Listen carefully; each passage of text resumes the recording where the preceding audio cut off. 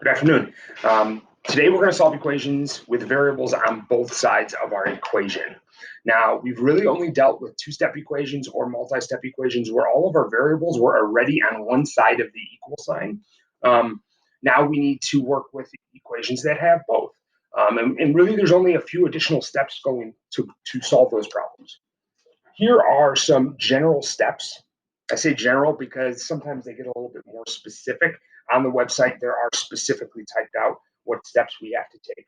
Number one, we need to simplify both sides of the equation. Is there anything we can distribute? Are there like terms we can combine? And again, we're doing that on either side individually. And we'll go through all of them. Number two, we need to get all the variable terms to one side. It does not matter if it's the left or right side of the equation, but we need to get all variable terms to one side. The third step is to get all constant terms to the other side of the equation, away from the variable terms. And then we will solve for our variable in the fourth step. And then the fifth step, we always are going to check our solutions. That is part of your answer. That's showing us that you understand that it is the correct answer. So here's my first problem.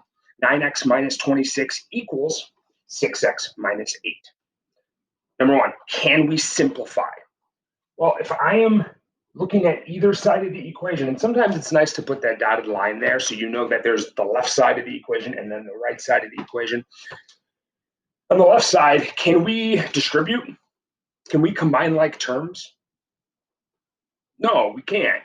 9x minus 26, there's nothing to do there. We have no parentheses, we have no like terms, so we can't distribute, we can't combine like terms, so we cannot. On the right-hand side, same exact thing. We have 6x minus 8. There are no like terms, there's nothing to simplify. So we go to step two. Step two, we need to get our variable terms to one side of the equation. What that means is I need to either subtract 6x on both sides to make the 6x go to the left side, or subtract 9x on both sides. Now, I typically want my coefficient to be positive. Not all the time, but in a lot of situations here. So for that, I'm going to actually subtract 6x on both sides. I'm going to get a different colored pen out so you can see that step. We want to show that work. We're going to subtract 6x. We're going to subtract 6x on both sides. We almost create almost like a vertical equation here, and we go ahead and the 6x's are going to subtract out. On the left-hand side, 9x minus 6x is 3x.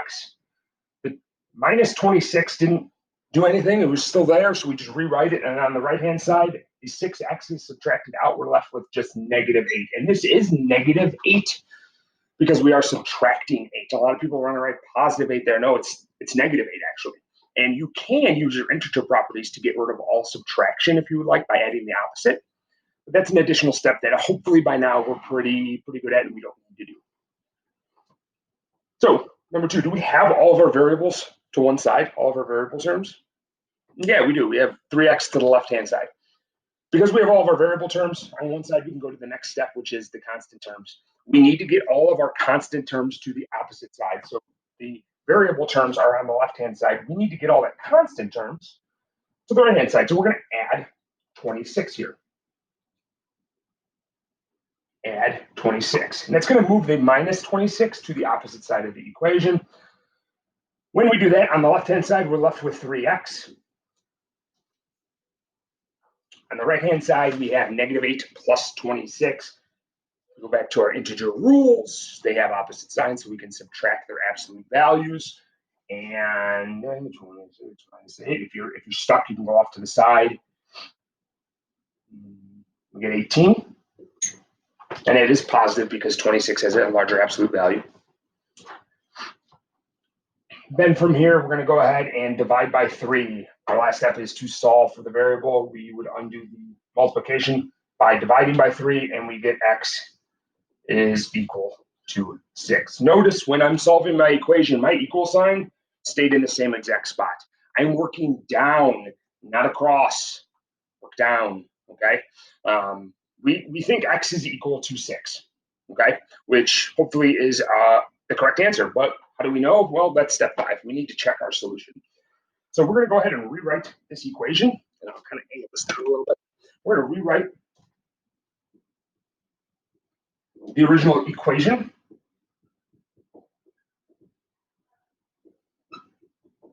And instead of x now, we're going to go ahead and substitute in our answer, 6. So we have 9 times 6 minus 26 is equal to 6.